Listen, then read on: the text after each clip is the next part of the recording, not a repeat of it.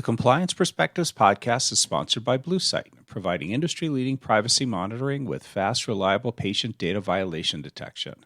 Visit bluesight.com to learn more.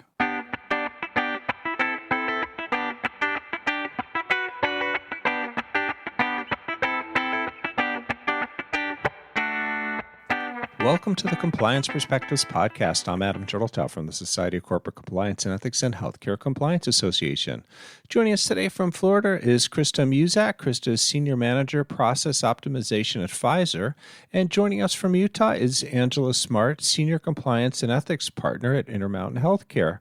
Today we're going to be talking about their session for the upcoming Compliance Institute, the Program Effectiveness KISS, Keep It Streamlined and Strategic. Krista, Angela, thank you for joining us today and for speaking on this topic at the Compliance Institute. Krista, when it comes to measuring program effectiveness, you advocate a KISS approach. Again, keep it streamlined and strategic. How do you keep it streamlined and keep out scope creep? Hey, Adam. Thank you so much for giving us the opportunity to talk about our session today.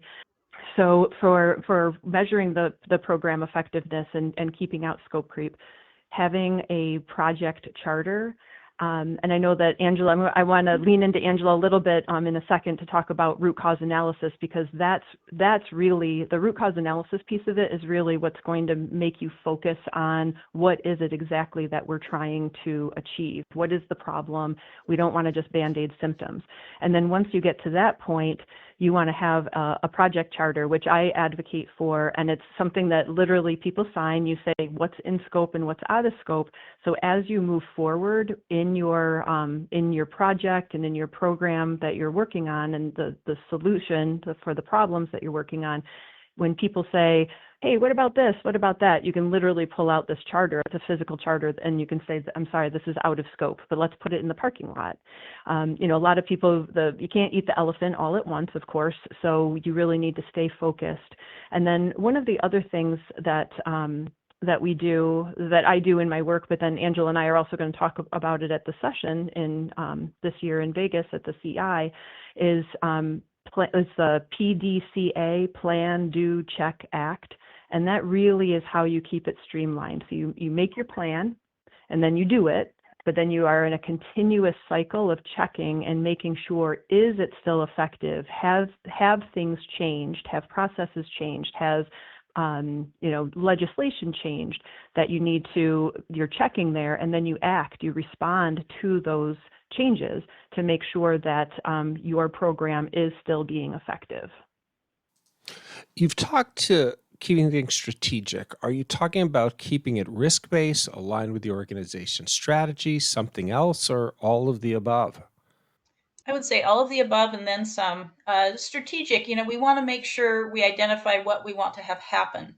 As Krista said, there are root causes, but there's other contributing factors as well. And so when we do a root cause analysis, we want to really focus on those root causes and identify what our short and long-term goals are, the overall objective, the interests of the stakeholders that are there. And by stakeholders, I mean not just our leaders in our organizations, but the people that are using this process, the people that are being affected by how the outcomes are. And we want to make sure they're at the table as well. And just adding on to that, in terms of our RCA scope that Krista mentioned, we want to focus on compliance topics and high-risk areas.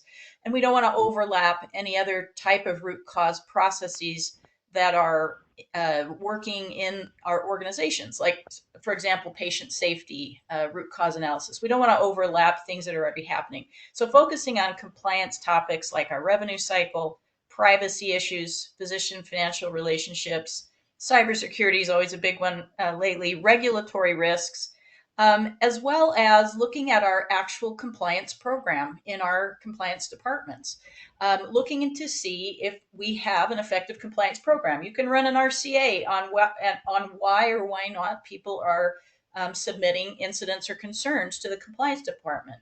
We can do a root cause on why or why not our compliance education initiatives working or not. Our policies, are we keeping them current and relevant, or are they conflicting with other policies? So I think there's a lot of good area within compliance that we can pull for for a root cause, as we work as compliance professionals without overlapping other parts of our companies. Yeah. And if I could add on, because Angela hit the nail on the head, right? And then the other piece about being strategic too is because when you do that root cause analysis, you're going to end up with, you're drilling down to like, what is exactly the problem here? And you're trying to fix it. But part of the other thing is too, is that your work can't always be long-term projects. You also need to have some of those quick wins, because you can't, you can have your boulders, but you still need those pebbles, you still need the sand, because you need to continue moving the ball forward at all times. So part of the other piece of being strategic is, okay, I have, here's a 6-month project or a year-long project, but what are those other, low-hanging fruit or quick wins that are, low effort or low financial impact, but it will have a positive impact for the company. And then you can fill in any gaps in capacity by doing some of that also. So there's that additional piece of strategy, because like I said, you have to continue moving the ball forward. You can't just say like, I did one thing this whole year. Okay, that's great, but now you have like way too many things next year. So you want to keep moving forward. So keeping moving forward means partially avoiding distractions. What are some of the distractions specifically we need to be on the lookout for? Well, there's many. I mean, as Krista said, there's lots of contributing factors. We often, as we do a root cause, will identify other things that we need to set aside and put in the parking lot. So I think going back to the project charter is defining the clear objectives at the outset, doing some real good front loading and planning of what we want to have happen with the root cause analysis. Staying focused on the problem we're trying to solve, because as compliance professionals, we find lots of things as we start digging in. Regularly revisiting that charter and the goals we've agreed upon, and then just doing periodic checks to see where we're at and if we are still heading in the direction we were aiming for at the outset.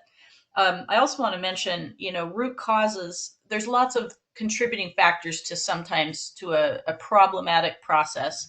We want to really focus on the process and not on individuals. So root cause is not a blame game. It is why is this process failing? Not why did somebody make a mistake? But as we go through, we will find many contributing factors. And I think we want to continually ask ourselves, is this a root cause or is it something else? If we were to fix this one thing, would this process fail again? Or would it be fixed? And so I think that's one of the other things to help avoid distractions, is to ask some of these key questions throughout the process as we go through. So Angela makes a really good point about the not having it be a blame game, because that it could be a major distraction. So really it's focusing on and staying attentive to progress over perfection. Just making sure that we're chipping away at the problem, and we're not blaming other people or not blaming whole entire departments or groups, and just staying focused on the task at hand, which is to improve and solve the problem. That's a really good point, because we are in the problem-solving business. And it leads into a question I had, which is, what's the best way to present your results? So I would say that definitely document correctly. So you want to retain any necessary supporting documentation that you're using from the very onset of it, from the formal intake of an issue, and then you're asking your 5 whys, and sometimes it's only 2 whys. Why did this happen? Why did that happen? Oh, okay, there's the answer. And sometimes it's more than 5, but just continuing to knowing where you're, have a good starting point, a solid starting point, and then just documenting your progress, documenting where you're making those improvements, because then you have metrics. So and Angela, I'm going to lean into you a little bit here. So doing the root cause analysis piece of it, part of the metrics piece of it is you have to have metrics in the root cause analysis practice to say, like, this is, okay, here's the metrics, here's the financial impact, or here's the legislative impact, or here's the geographic impact. And if it's high enough, then yes, this is a risk or an issue that we are going to go with. And then because other ones may not be as impactful, and so the company may decide, okay, this is either a one-off, or this is something that we're not going to pursue at this time, put it in the parking lot. But the metrics are starting right with the root cause analysis piece of it. I don't know, Angela, if you want to throw in additional information. Yeah, it's kind of that simple concept. If we don't measure it, we don't know if we got better at it.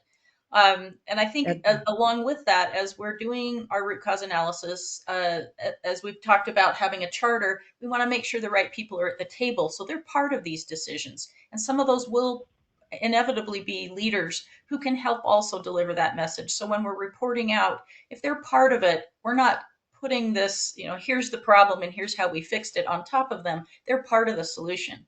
And that helps us avoid any kind of pushback, I think, because sometimes change is hard, and the way we've done things, even if they're faulty, are the way we've done things. And so I think ensuring that we have the right people at the table to help be those messengers of the report, or of the delivering that message, is also a key. Yeah, and then the final piece of it is that auditing and monitoring piece of it, or putting in controls and making sure that what you did when you're done with the work, you want to continually make sure that it's sustainable, that what you intended for it to happen is still happening. And then also, if analyzing, maybe something happened environmentally or within the company has changed, and so maybe you need to do some sort of approaching it a different way, but having those controls and constant monitoring, periodic monitoring, I should say. Last question. Even the best, most well-done analysis can meet with resistance. What's the best way to overcome it?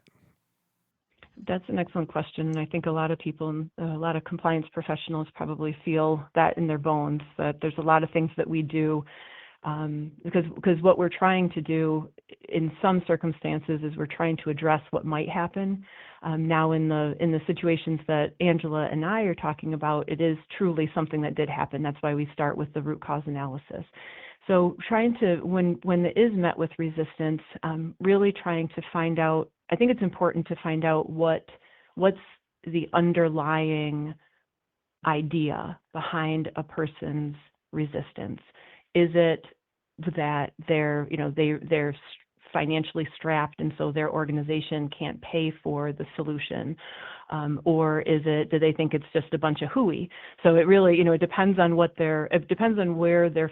they're coming from, and then it would be the onus is on us to approach that and say, here's, let me allay your fears. Let me help you get to where we need you to be, not resisting, but supporting.